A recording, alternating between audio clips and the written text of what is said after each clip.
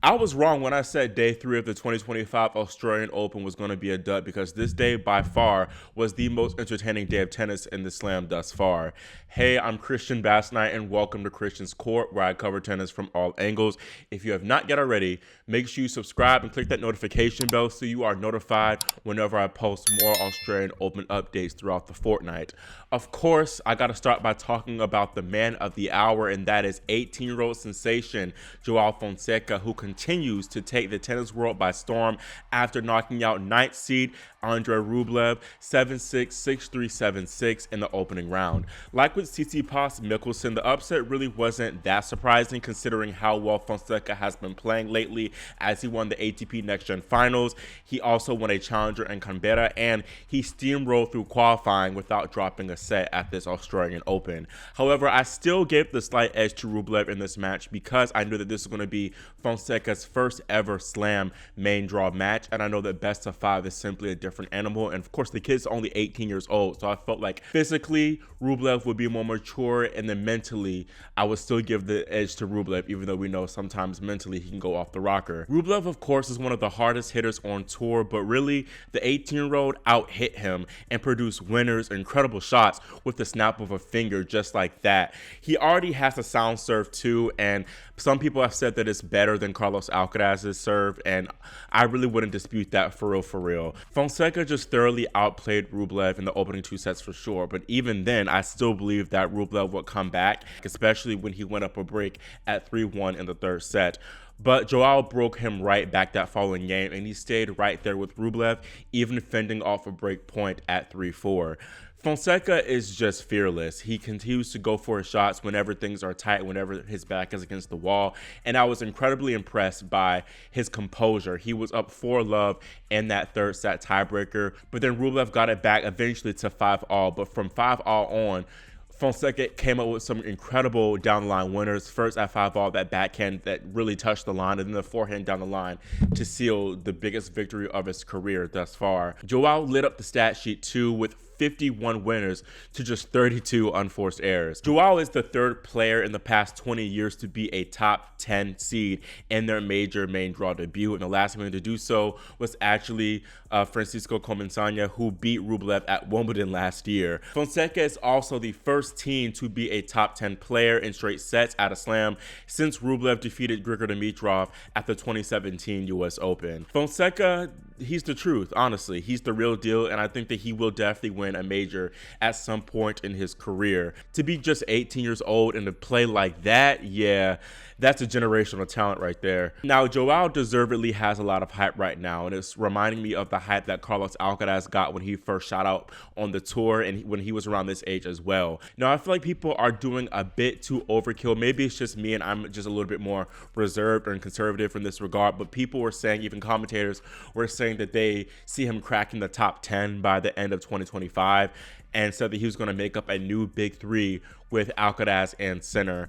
I think we got to slow down and pump the brakes a little bit more. Yes, Fonseca is clearly very talented, but it's important to not put too much pressure on him. He still is just 18 years old, and he has a long career ahead of him. We don't know how his body will be able to hold to different situations. He could be an injury-prone player. He also comes from Brazil, so I feel like that'll add a little bit more unique pressure coming from a nation that hasn't really produced a lot of great players in the last few decades or so, or at least in men's singles. I think a lot of it just comes down to Joao remaining healthy. I think he can play well on all surfaces, so for sure, I think that he could finish inside the top 25. I see top 20 perhaps. He's currently 98th in the live ranking, so again, I think top 10 is a little bit much of a push, but who knows, why not? Let me know what y'all think in the comments. Do you think Joao Fonseca will crack the top 20 by the end of 2025? Or even better yet, will he crack the top 10 by the year's end? Let me know. In the next round for Fonseca will be Lorenzo Sonego, who defeated the 2014 champion Stanislav Wawrinka.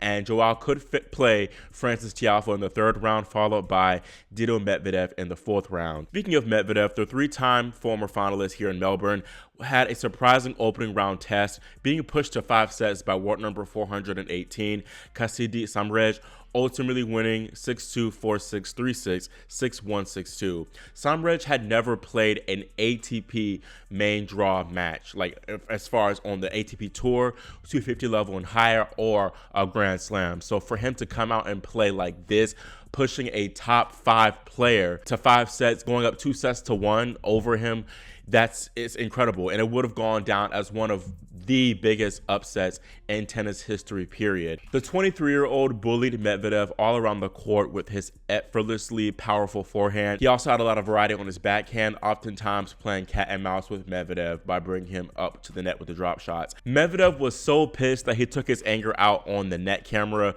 which was quite the outburst, to be honest. Now, he is a new father of 2, so you got to give him a little bit of a pass there. He's a little bit hormonal now, so got to give him a little bit, again, of a pass. All that matters, though, is that Medvedev is through to the second round, and he was brutally honest at the end of this match, saying that he watched Samrej's matches and he didn't see this level at all, but if he plays like this every time, that his opponent from Thailand will have a good life with girls and casinos. I mean, Medi's not wrong. Kasidit played like a top 30 player for sure out there, and hopefully he builds on his results, because he was awfully close, again, to doing something really special in tennis history. Medi, though, he definitely has to play better if he wants a shot at the title. These 5-setters this early on in the tournament aren't going to do it. As we saw last year, he had nothing left in the tank in the last 3 sets against Sinner in the final. The section above this belongs to Taylor Fritz, who looked awfully good in his first round demolition of compatriot Jenson Brooksby, who makes his return after a long layoff.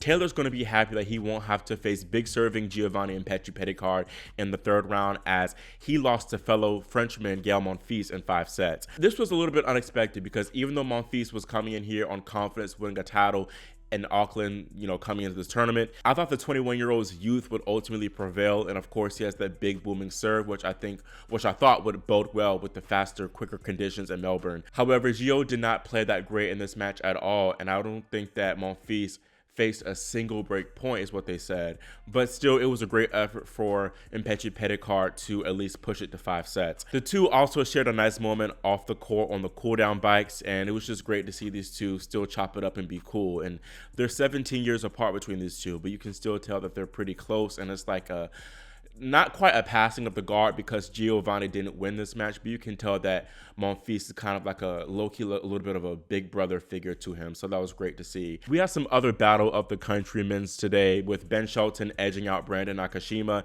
in a tight straight set win, while Lorenzo Musetti got a really solid W over Matteo Arnaldi. These were great wins for both Ben and Lore, who play Pablo Carreño Busta and Denis Shapovalov in round 2, respectively.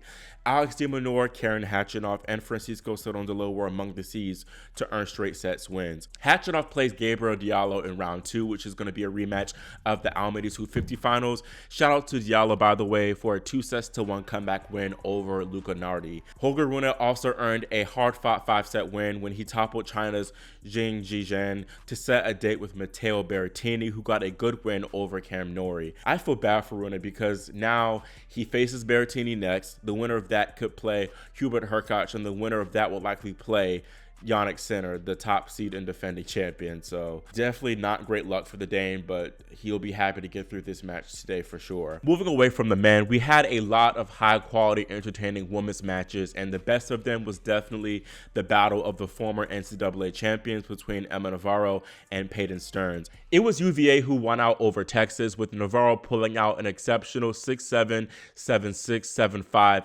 comeback win that lasted 3 hours and 20 minutes. Stearns really should have won this match. She was up a set and a break, first of all, and then she also served for the match. She was up 5-3 in the decider, but Peyton was going for her first career top 10 win after being 0-9 previously and suffering some pretty tough losses to top 10 players. And she's just prone to choking in these pressure moments. It's an unfortunate result for her for sure, but I hope that sooner rather than later she'll get that monkey off her back and finally be a top player, because I think she's destined for great success in doing big things and being a consistent top 20 player. I saw some people make some comparisons with Stearns to Maria Sakkari, not only with the game, but also, the mental and choking a little bit. And what's interesting is that Stearns is currently coached by Tom Hill, who was Sakari's former longtime coach. So I don't know if it's a player thing or a coach thing or what, but that's definitely a funny coincidence. But I got to give props to Navarro for sure for her fight, and she now keeps her slam streak alive. I mentioned on Twitter that she made the third round of the 2024 Australian Open, fourth round of 2024 Roland Garros, quarterfinals of Wimbledon last year, semifinals of the US Open. So if the streak continues, she will be a finalist at this year's Australian Open. I know a lot of people on tennis Twitter don't want that to happen because they feel some type of way about Emma, especially after that incident with Qin Wenjiang at the Olympics, but hey, don't hate the play, hate the game. A potential fourth round opponent for Emma Navarro, Yulia Putintseva, she earned a solid 4-6, 7-5, 6-2 comeback victory over Elena Avanesian, who is an excellent player. It's a shame they had to meet so early. Poots now faces Auntie Shuai Zhang, who got her first slam main draw victory in 2 years when she beat McCartney Kessler in straight sets. Beatrice Haddad Maya got by a qualifier in Julia Riera with the same 4-6, 7-5, 6-2 scoreline. And that's her first win of the season after she went 0-3 heading into the slam. Meanwhile, speaking of Maria Sakkari, as I talked about her earlier, her slam woes continue after losing to Camila Osorio 6-4, 6-7, 6-4. Osorio definitely had the crowd behind her side as the Colombians came out in full force, but still Sakkari, really with all her talent, had no business losing this match. It's been over 3 years now since Sakkari last made a slam second week, which came at the 2022 Australian Open. So I hate to say it, but like her country person, Stefanos Tsitsipas, we might have already seen the peak with her, and she might be washed. Hate to say it. Meanwhile, Katie Boulter managed to survive a stern, tough test from the big serving Rebecca Marino, outlasting the Canadian 6-4, 3-6, 7-5. Another British woman, Emma Raducanu, punched her ticket into the second round with a roller coaster 7-6, 7-6 win over the 26-seed Ekaterina Alexandrova. Alexandrova honestly should be ashamed of losing this match, at least in straight sets. She served for the first set twice, and she also had a set point in the second set. But credit to Raducanu, she battled and hung tough very well. Despite her double fault issues, she served 15 total double faults in this match, 9 in the opening set alone. And she said that her serve had a mind of its own out there, and it definitely did. It wasn't pretty. It low-key gave Coco Gauff at the 2024 US Open against Navarro, but she got through in the end. That's really all that matters. To go through all of that and win in straight sets against a top 30 player despite not playing your best, that's a testament to just how good of a player Raducanu is.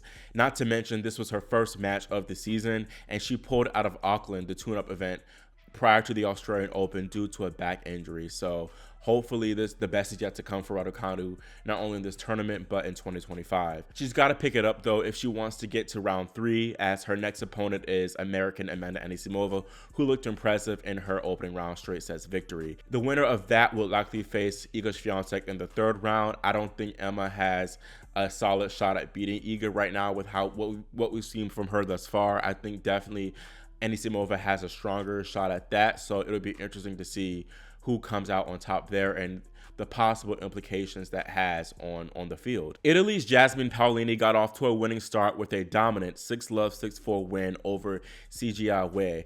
She now plays Renata Zarazzuo next, who beat my girl, unfortunately, Taylor Townsend in 3 sets. Elena Rybakina, meanwhile, scored a dominant 6-1, 6-1 win, and I believe 59 minutes or so, beating a 16-year-old Emerson Jones. That's just child abuse right there. Rybakina next faces another young gun and 17-year-old American Eva Jovic. It's got to be interesting mentally for Rybakina to be playing these young guns, these middle schoolers back to back. But definitely keep an eye out for Jovic. She's an up-and-coming talent, and I think that she could be definitely a great player one day. I don't think she'll beat Rybakina, but she'll be good for sure. Madison Keys, who's a potential fourth-round opponent for Rybakina, got by compatriot on Lee 6-4, 7-5. And then Ons Jabeur also won her match in straight sets, taking down Antonina Kalinina 6-3, 6-3. That's a great win since Kalinina just made a semifinal at the Brisbane 500 a couple weeks ago. And lastly, the feel-good story of the day belongs to 23-year-old Eva Lees, who got the last-minute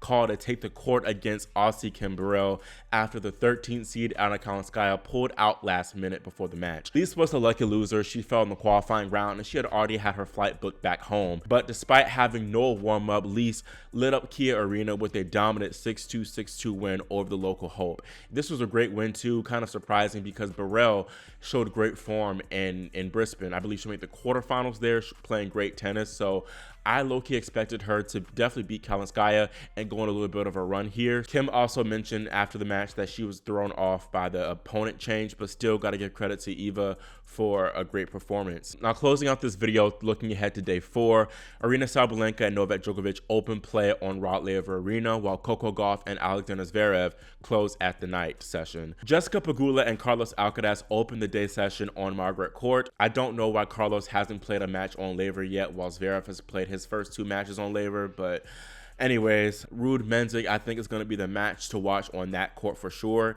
All the matches on John Cain Arena should be good as well, every last one, but Osaka Muhova was snubbed for sure. I don't know how that match was put on the 4th biggest court during the day when it deserved a primetime slot on Rod Laver, but it is what it is. That's my women's match to watch for sure.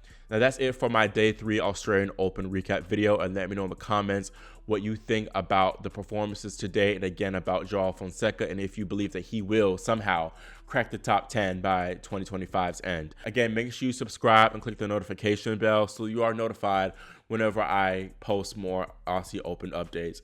Thank you so much for watching again and for your support, and I'll see y'all next time here on Christian's Court.